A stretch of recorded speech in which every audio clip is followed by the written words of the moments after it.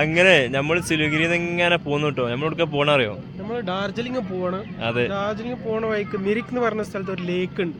അപ്പൊ ലേക്ക് കാണാൻ വേണ്ടിട്ട് ഇങ്ങനെ ഇറങ്ങാം. ഞങ്ങളെ പിന്നിതാ ബാഗൊക്കെ ഹൈറ്റ് കേട്ടോ. ഇത് പൈൻ മരങ്ങളാണ് കേട്ടോ നമ്മളെ പിന്നിലൊക്കെ ഉള്ളത്. ഇത് നോക്കിക്കാ നിങ്ങള്, എന്താ ഇതിന്റെ ഒരു ഹൈറ്റ്.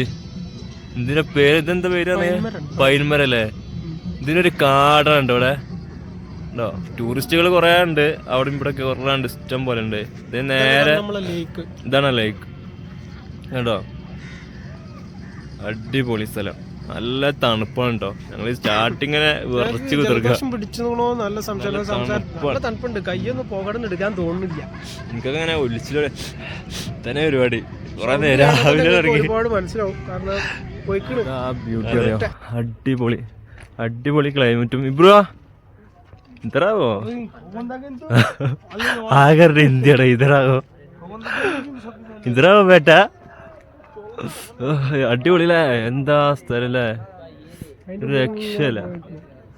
നമ്മൾ ഉള്ളിലേക്ക് ഇങ്ങനെ പോയി വെക്കാം. കുറച്ചും കൂടി ഇഷ്ടം പോലെ കുതിരകളുണ്ട് കേട്ടോ അവിടെ.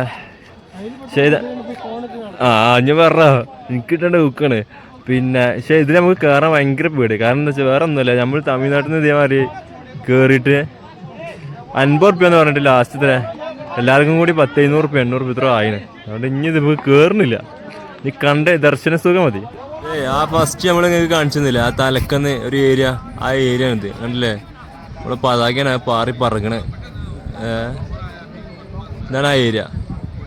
അടിപൊളി കുറേ വീടുകളും ഷോപ്പുകളും എല്ലാം ഉണ്ട്. അടിപൊളി സ്ഥലം.